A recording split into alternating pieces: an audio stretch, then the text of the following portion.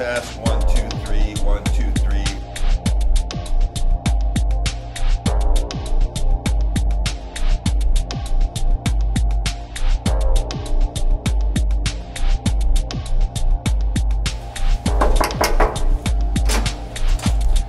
Steven, Henry, Steven, Director of TRON and Mr. Convergence Culture, Converge. But the level of idealism was extreme back then. I mean, when everybody had it. When what we thought would, if we just brought down the mainframes and everybody got their laptop, it was going to be paradise. And if everybody just got on the net and had access to their own information, it was all going to be heaven. It wasn't quite that simple.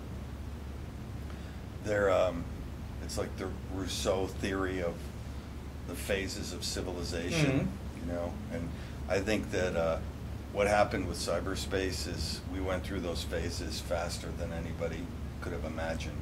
It went from idealism to corruption and cynicism in record time. And now everybody seems so excited about TRON because it has some echo of that original idealism. Yeah, and I've been very impressed by the level of interest and excitement the new film's starting to generate. It clearly has been a landmark for an awful lot of people thinking about this stuff. It's interesting because I think the people that it turns out it affected the most were 10 years old. And other people were, a lot of older people were actually offended that they went to a film that had a Disney name over the title and had aspects to it that they couldn't keep up with. And that was sort of fearsome for them. But the kids went, no, you know, there's hope. There'll be something that's in this world for me that I'll be better at than my parents. And I think the reason it took 30 years for TRON to come, for the wheel to come back around, almost has something to do with the fact that those parents who brought those kids, those parents are now the kids grown up, and they're ready to take their 10-year-olds to the next TRON. So it seems like a wheel has come full circle.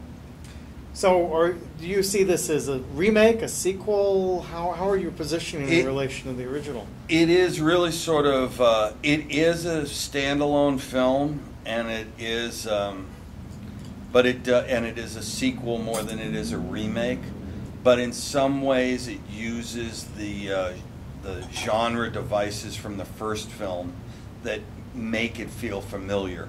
The journey into cyberspace and the quest and some of the arenas, the game grid. I mean, it has a central conceit which I didn't come up with, which I think it was very helpful, which is that Flynn, the creator of this world, is actually sort of a Robinson Crusoe, a captive in his own creation, and like the Galapagos, it has just evolved on its own.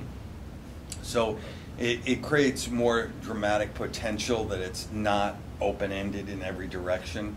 And he's really a sort of pivotal character to the whole thing, which is nice to see Jeff complete that cycle.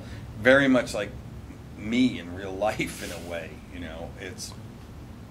I feel that, you know, I've been there's been a story that wanted to continue and it just stopped, and now it's connecting with itself 30 years later. Yeah, it's very interesting.